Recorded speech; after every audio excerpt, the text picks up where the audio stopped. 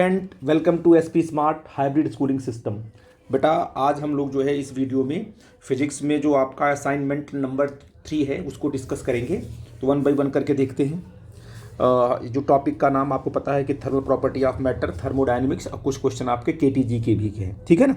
तो पहला क्वेश्चन क्या पूछ रहा है, मैंने अभी आपको आज पढ़ाया भी है और यहाँ समझा भी रहा हूँ। देखो क्या कह रहा है ये कि at what temperature is the Fahrenheit scale reading equal to twice of the Celsius, है ना। इसका ये मतलब हुआ कि वो कौन सा टेम्परेचर है जिस टेम्परेचर पर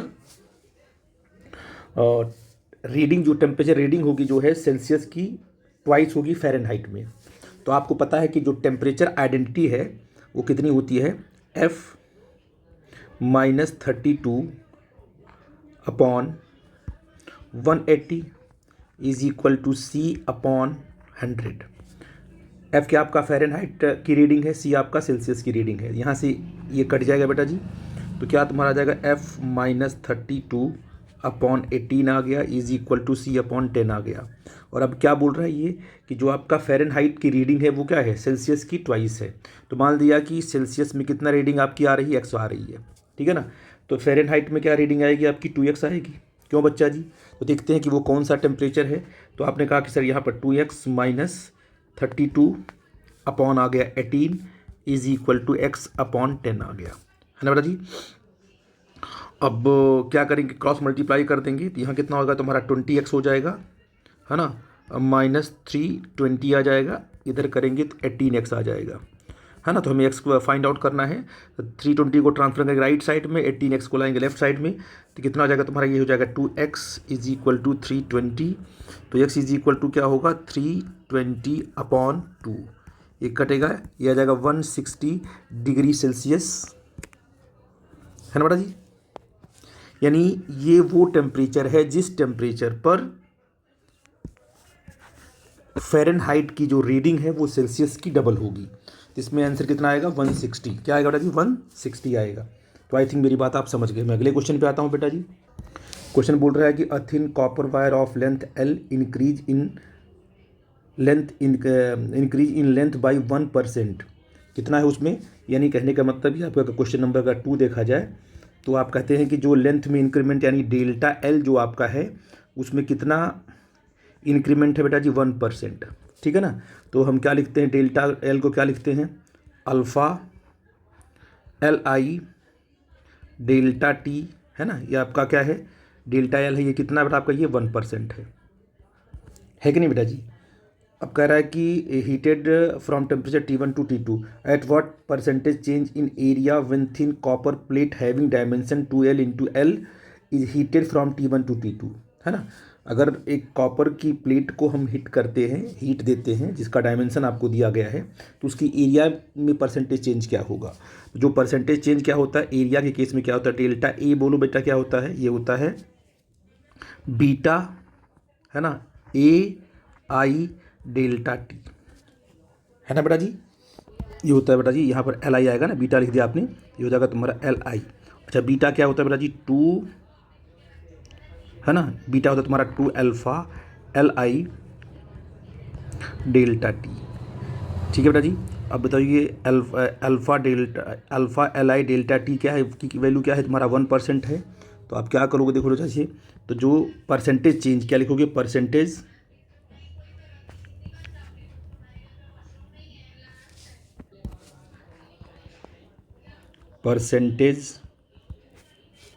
चेंज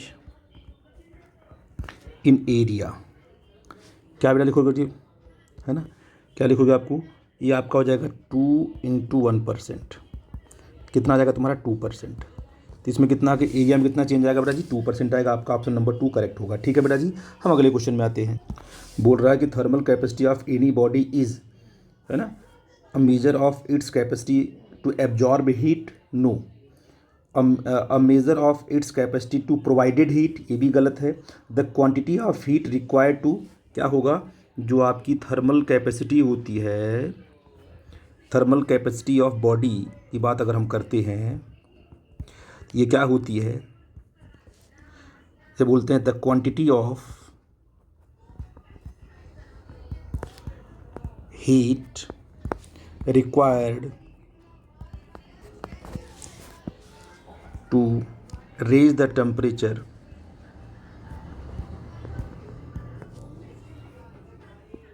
बाय यूनिट डिग्री। ठीक है ना, जरूरी है समझना इसको, एक एक नंबर में क्वेश्चन आते हैं, ये बड़ा इंपॉर्टेंट है, ऑनलाइन कंसेप्ट है लेकिन जरूर पूछता है ये।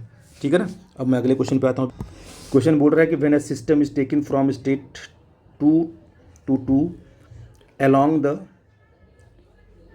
when a system is taken from state 1 to 2 along the path 1A2, यानी ये पाथ आपका 1A2 है, it's absorb 50 calorie heat and work done is 20 calorie. मतलब अगर वो 1A2 का पाथ कवर करता है ना, तो वो कितनी कैलोरी हीट एब्जॉर्ब करता है, 50 कैलोरी, और कितना वर्क करता है, 20 कैलोरी। तो अगर हम बात करें कि 1 से कहाँ गया, वो ए पर गया, फिर कहाँ गया, वो 2 पर गया, ये जो पाथ उसको कवर कर रहा है, इस केस में क्या कर रहा है वो, इस केस में वो जो है कितनी हीट एब्जॉर्ब कर रहा है, D Q amount of heat कितना आपका है 50 कैलोरी, और कितना वो वर्क कर रहा है बेटा जी, जो आपका वर्क कर रहा है डी डब्ल्यू, वो आपका 20 कैलोरी। ठीक है ना, according to first law of thermodynamics D Q equal to क्या होता है, D U plus D W. तो यहाँ से बोलो डी यू क्या होगा, ये होगा D Q minus D W. ठीक है बेटा जी, कितना आपको डी क्यू दिया है 50 कैलोरी, अब माइनस डी डब्ल्यू कितना दिया 20, तो आपका जो डी यू आ गया वो कितना आ गया 30 कैलोरी। ठीक है ना, ये आपका आ गया चेंज इन इंटरनल एनर्जी।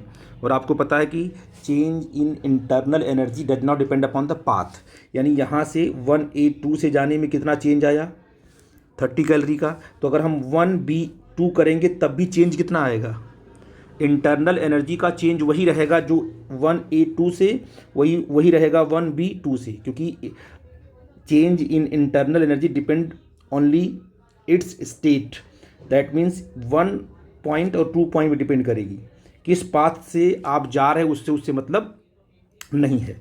अब बोल रहा है कि 1B, अगर हम बात करें कि पाथ कौन सा पाथ लें बेटा जी, पाथ लेते हैं हम लोग 1 से कहाँ जा रहे हैं बी, अब बी से फिर कहाँ जा रहे हैं बेटा जी 2 पे जा रहे हैं। अगर इस पाथ की बात करें हम, तो इस पाथ में जो आपकी चेंज इन इंटरनल एनर्जी है वो तो पहले ही वाली रहेगी क्योंकि आप 2 पे पहुँचे हो, है कि नहीं बेटा जी, तो चेंज इन इंटरनल एनर्जी आपकी वही रहेगी जो पहले थी, है ना। तो ठीक है, तो इस केस में आपके पास क्या आएगी, चेंज इन, ये आपका हो जाएगा डी यू कितना होगा बेटा जी, इस केस में आपका डी यू होगा 30 जूल, नो प्रॉब्लम। और इन्होंने कहा कि कितना, वो जो है कि कितना हीट, कितनी हीट के बारे में क्या बोल रहा है, हीट कितनी आपकी है डी क्यू, इस केस में 36 है ना। तो आपसे बोला है कि डी डब्ल्यू कितना होगा, वर्क कितना होगा, फिर वही formula D Q is equal to D U plus D W, है ना। डी क्यू कितना दिया है 36 दिया है, डी यू कितना दिया आपको हो 30 दिया है, ट्रांसफ़र करेंगे यहाँ 30 हो जाएगा, ये आ जाएगा डी डब्ल्यू, तो डी डब्ल्यू की वैल्यू क्या आ जाएगी 6 जूल। तो आई थिंक आपका 6 जूल आंसर करेक्ट होगा, ये आपका 6 जूल आंसर करेक्ट होगा। बस इसमें क्या ध्यान देने वाली बात थी कि चेंज इन इंटरनल एनर्जी जो है वो स्टेट फंक्शन है, पाथ फंक्शन नहीं है। वर्क डन, ये आपका जो वर्क है ना, ये जो आपका वर्क है ये पाथ फंक्शन है, ये पाथ पर डिपेंड करता है। हीट भी क्या है, पाथ पर डिपेंड करती है, लेकिन जो इंटरनल एनर्जी का चेंज है does not depend upon the independent of path. इस बात को आपको ध्यान देना था, इससे आप इसको आसानी से सॉल्व कर ले जाओगे। अब मैं अगले क्वेश्चन पे आता हूँ। बोल रहा है कि the ratio of work done by an ideal diatomic gas to the heat supplied by the gas in an isobaric process. तो आपका जो अगला क्वेश्चन देखो ध्यान से, अगर हम क्वेश्चन नंबर 5 की बात करें, है ना, तो क्या है ये देखिए, आपके पास प्रोसेस कौन सा है, आइसोबारिक प्रोसेस है, आइसोबारिक प्रोसेस, ठीक है ना। और इसमें क्या होता है, इसमें जो आपका जो P होता है प्रेशर तुम्हारा क्या होता है, कांस्टेंट होता है, और डेल्टा P क्या होता है, चेंज आपका 0 होता है, ठीक है ना, नो प्रॉब्लम। अच्छा, तो अगर प्रेशर तुम्हारा कांस्टेंट है तो उस टाइम पर ratio of work done by an ideal diatomic gas की बात कर रहा है। तो अगर मैं और किसकी बात कर रहा है, हीट सप्लाइड, है ना, तो हीट सप्लाइड बेटा क्या बोलो, हीट सप्लाइड क्या होता है, डी क्यू क्या होता है, एन सी पी, ये डी टी होता है। सी पी क्या है, specific heat at constant pressure होता है, लेकिन डायटोमिक गैस है, गैस कैसी आपकी है, डायटोमिक है, तो क्या आ जाएगा देखो ध्यान से, D Q is equal to N, C P की वैल्यू आ जाती है तुम्हारा 7/2 आर डी टी, है ना। तो डी क्यू क्या बन जाएगा आपका, देखो दादाजी 7/2 NR/dt, इसको बना लिया हमने, है ना। अब देखिए बेटा जी, चेंज इन इंटरनल एनर्जी क्या होगी, क्योंकि हमें क्या निकालना है, हमें निकालना है रेशियो, किसका रेशियो, पहले वर्क निकालना होगा, पहले वर्क कितना होगा, बाद में हीट सप्लाइड कर लेंगे हम लोग। तो वर्क निकालने के लिए क्या निकालना होगा आपको, चेंज इन इंटरनल एनर्जी। तो बोलो जरा डी यू क्या होगा, NCV/dt। बच्चा कहता है कि भाई प्रोसेस कैसा आपका आइसोबारिक है, तो प्रेशर कांस्टेंट है, तो चेंज इन इंटरनल एनर्जी में आपने CV क्यों लिखा, CP क्यों नहीं लिखा। सी चेंज इन इंटरनल एनर्जी में हमेशा CV ही आता है, क्योंकि CV पर डिफाइन ही है वो। आई थिंक मेरी बात समझ पा रहे हो आप लोग, कि जो है कि ये जो CV है ना, कांस्टेंट वॉल्यूम है ना, आप यहाँ CP नहीं लिखोगे जब भी फार्मूला लिखोगे डी यू, चाहे जो भी प्रोसेस हो, चाहे जो भी प्रोसेस हो, क्योंकि इसका फार्मूला होता है F/2 NRT। F/2R की वैल्यू क्या होती है, CV होती है, तो इसका ख्याल रखना आपने। और जैसे आपने हीट लिखा है ना, हीट के बारे में लिखा तो खुद CP आपने लिख दिया, कि कांस्टेंट प्रेशर को आपने मेंशन किया है, लेकिन इंटरनल एनर्जी आपका क्या है, स्टेट फंक्शन है, इसलिए यहाँ पर हमेशा CV आएगा, याद रखना इस बात को। तो DU=N और CV की वैल्यू क्या होती है, 5/2 RDT। तो यहाँ पर DU कितना आ जाएगा बेटा जी, 5/2 NR, ये हो जाएगा DT, ये आपका आ गया DU, ठीक है ना। अब मुझे बताओ बेटा जी, आपको निकालना है DW, तो DQ=DU प्लस क्या होता है DW। तो DW की वैल्यू क्या होगी बच्चा जी, है ना, तो होगी आपकी DQ माइनस DW। अच्छा DQ की वैल्यू क्या दी गई, अच्छा DQ निकालना आपको है ना। DQ निकाला आपने, क्या इतना है 7/2, है ना, -5/2 कर लो ऐसे, तो कितना आ जाएगा NR/dt, ठीक है ना। तो यहाँ आ जाएगा 2/2, तो जाएगा NR/dt, ये आपका आ गया DW। क्यों बच्चा जी, अब आपसे पूछा है कि वर्क डन, अब क्या पूछा है कि वर्क डन और हीट का रेशियो क्या होगा। ये कितना है NR, ये आपका DT आ गया, और ये कितना है DQ की वैल्यू क्या है 7/2, क्या होगा तुम्हारे यहाँ 7/2 NR/dt। अब इसे कट जाएगा, तो जो आपका DW/DQ का रेशियो आ गया, कितना आ गया 2/7। 2/7 आपका करेक्ट होगा। तो बेटा इसमें 2/7 का ऑप्शन नहीं है, 2/7 यहाँ रहेगा, ठीक है बेटा जी, इस चीज़ को ध्यान देना, है ना। तो यहाँ करेक्ट कर लेना आप लोग, ठीक है। चलो, तो अब अगले क्वेश्चन में आते हैं। कह रहा है कि आपके ग्राफ दिया गया है ना, ये वॉल्यूम है आपका, ये प्रेशर है, ठीक। इसमें ग्राफ में कह रहा है कि भाई कौन सा रिलेशन सही होगा। तो आपको पता है कि जो आपका, जो मान लीजिए ये फर्स्ट ग्राफ है, ये सेकंड ग्राफ है, और ये आपका थर्ड ग्राफ, देखो ना ये आपका थर्ड ग्राफ है, ठीक है ना। तो सबसे अधिक एरिया कहाँ कवर किया, सबसे अधिक एरिया थर्ड ग्राफ ने कवर किया ना। अगर वॉल्यूम पर डालेंगे परपेंडिकुलर, सबसे एरिया ज़्यादा एरिया कौन कवर किया, थर्ड ने, फिर किसने किया सेकंड ने, फिर किसने किया फर्स्ट में। जो जितना ज़्यादा एरिया कवर करता है उसका वर्क उतना ही ज़्यादा होता है। इट मीन्स कि थर्ड वाले का क्या होगा, वर्क सबसे अधिक होगा, फिर सेकंड वाले का होगा, फिर क्या होगा, फर्स्ट वाले का होगा। तो आप कहोगे सर यहाँ पर क्या हो जाएगा, यहाँ पर आपका W1 सबसे छोटा, इससे बड़ा W2 है, उससे बड़ा क्या W, वर्क आपका 3 है। तो आपने कहा कि सर ये करेक्ट होगा, और ये ऑप्शन आपका कौन सा ऑप्शन होगा, ये ऑप्शन नंबर क्या होगा, this is the option number 2 होगा, ठीक है ना। आई थिंक मेरी बात आप समझ गए। अब मैं अगले क्वेश्चन पे आता हूँ बेटा। कह रहा है कि calculate the work done bye the gas in the state. देखो ये आपके पास क्या है, ये कौन सी वाइज है, ये आपकी एंटी क्लॉक वाइज है। तो एंटी क्लॉक वाइज में आपका वर्क नेगेटिव होगा, पहला कॉन्सेप्ट। अगर इसका ए से लेके ABC ये पूरा का वर्क निकालना है, तो इसका एरिया अंडर द कर्व निकाल लो। तो इस क्वेश्चन का देखो आंसर क्या है, इसका निकालो एरिया अंडर द कर्व, ठीक है ना। तो निकालते हैं इसको बेटा जी, कैसे निकालेंगे, क्या फार्मूला होगा 1/2 वर्क जो होता है आपका एरिया अंडर कर्व, क्योंकि ट्रायंगल बना हुआ तो 1/2 इंटू बेस इंटू हाइट, ठीक है। तो 1/2 लिख दिया हमने। अच्छा बेस कितना है, बेस आपका है ये पूरा का पूरा AB आपका बेस है, तो ये 200, ये आपका 450 है ना। तो बेस आपका हो जाएगा तुम्हारा 250, लेकिन 250 है, लेकिन ये सेंटीमीटर क्यूब में है, इसको मीटर क्यूब में बदलेंगे ना, तो क्या हो जाएगा तुम्हारा 10⁻⁻2 मीटर होगा, और क्यूब में आपने इसको क्यूब कर दिया, है ना। जो वॉल्यूम का ये एक्सिस ना आपका, ये किस में है, CC में है, इसको मीटर क्यूब में तो ये सेंटीमीटर क्यूब है ना आपका, तो इसको हमने मीटर क्यूब में कन्वर्ट किया, तो सेंटीमीटर कितना होगा 10⁻⁻2 होगा, और पावर 3 कर देंगे, ठीक। चलो, और इंटू हाइट, क्या हाइट ये है, हाइट कितना है B और C है, यानी 120 से आपका कितना गया है ये गया है 200, तो ये आपका हो जाएगा 180 हो जाएगा। किलो पास्कल में कन्वर्ट करेंगे कितना होगा, 180 इंटू 10⁻, कितना पास्कल होगा तुम्हारा, 3 होगा ना, ये हो जाएगा तुम्हारा पास्कल। ठीक, अब देखो ध्यान से, 2 से हमने यहाँ से कट कर दिया, ये जो कितना आ जाएगा तुम्हारा, 2 1 जा 2, 2 2 जा 4, ये आ जाएगा 125। क्यों बच्चा जी। इसके बाद जो है कि कितना है, 10⁻6 आया ना, 10⁻, यहाँ -6 आ जाएगा, यहाँ 10⁻, तो इसे करेंगे तो यहाँ सिंपल क्या है, ये हो जाएगा 10⁻−3 आया। ठीक है बेटा जी, आई थिंक मेरी बात समझ पा रहे हो मैं क्या बोल रहा हूँ। ठीक है, यहाँ मिस्टेक हुई, यहाँ पर 80 आएगा ना, इसका डिफरेंस कितना आएगा, 80 आएगा। ठीक है बेटा जी, तो आपकी बात इतना कितना आ गया तुम्हारा, यहाँ देखो ये 125 इतना हो गया, और यहाँ इंटू तुम्हारा आ जाएगा 80 आ जाएगा। ठीक, अगर हम 8 से मल्टीप्लाई करें तो 8 5 जाएगा 40, और ये 2 जा, यहाँ जाएगा 20, यहाँ हो जाएगा तुम्हारा 10, और ये 0 आ जाएगा इसका, इसको मल्टीप्लाई किया इंटू 10⁻, क्या आ गया, -3, तो यहाँ 3 है माइनस, यहाँ से कट जाएगा ना, ये कितना आ जाएगा तुम्हारा, ये 10 जूल आएगा, लेकिन एंटी क्लॉकवाइज है तो -10 जूल आएगा। आंसर आपका ये 4th ऑप्शन आपका करेक्ट होगा। ठीक है ना, तो आपको सिर्फ एरिया ही निकालना था। ठीक है बेटा जी, मैं अगले क्वेश्चन में आता हूँ।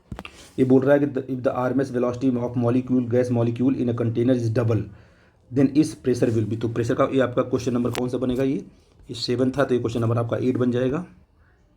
ठीक है ना, तो प्रेशर का फार्मूला क्या होता है, 1/3 rho V R M S square, यानी कहने का मतलब P1/P2 is equal to V1 का स्क्वायर अपॉन V2 का स्क्वायर, चलेगा। तो P1/P2 अगर हम ले लेते हैं तो V जो करते हो, और V2 क्या क्या कर दिया हमने, डबल कर दिया इसको, 2V का होल स्क्वायर कर देंगे ऐसे, तो V से V कट जाएगा, तो बोलो P2 कितना आ जाएगा, प्रेशर कितना आ जाएगा आपका 4P1, यानी 4 टाइम कितना हो जाएगा तुम्हारा जी, 4 टाइम्स, आपका ये बिकम्स 4 टाइम्स, यानी पहला ऑप्शन आपका करेक्ट होगा। ठीक है बेटा जी, अब क्वेश्चन नंबर 9 देखते हैं। क्या बोल रहा है कि gas exert pressure on the wall of the container because the molecule, क्या होता है, ट्रांसफरिंग देयर मोमेंटम, याद रखना, इसीलिए गैस प्रेशर एक्सर्ट करती है कि मॉलिक्यूल क्या करता है, अपना मोमेंटम ट्रांसफ़र करता है, तो प्रेशर की इसलिए क्या तुम्हारा हो जाएगा,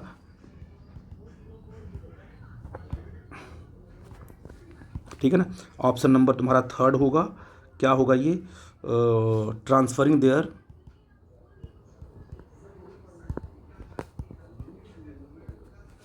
मोमेंटम ऑन दी वॉल। ठीक है, ये हो गया आपका। अगला क्वेश्चन पे आते हैं बेटा, क्या कह रहा है कि relation between the pressure and energy, और आपको पता है मैंने बताया था आपको कि प्रेशर इक्वल टू क्या होता है, 1/3 rho V R M S का स्क्वायर। अगर इसको 2 से मल्टीप्लाई कर दो ऊपर नीचे ना, तो जाएगा तुम्हारा कितना, 2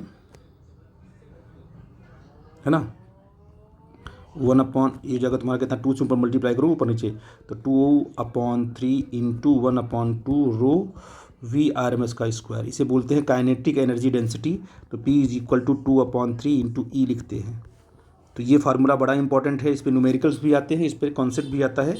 तो 2/3 इंटू ई होगा, तो आपका 2E/3, यानी पहला ऑप्शन आपका करेक्ट होगा। ठीक है बेटा जी, अगले क्वेश्चन में आते हैं। क्वेश्चन नंबर आपका कौन सा है, 11। ठीक है ना, कह रहा है कि at 120 degree Celsius temperature the kinetic energy of ideal gas is even.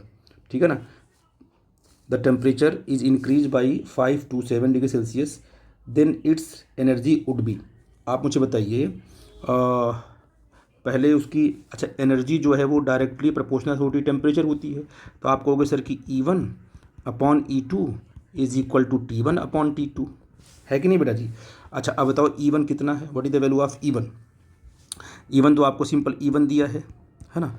E2 आपको निकालना है, क्या टेम्परेचर आपका 120 है, 127 में आप 273 ऐड करोगे ना, केल्विन में कन्वर्ट करोगे, तो ये तुम्हारा आ जाएगा 400, है कि नहीं है।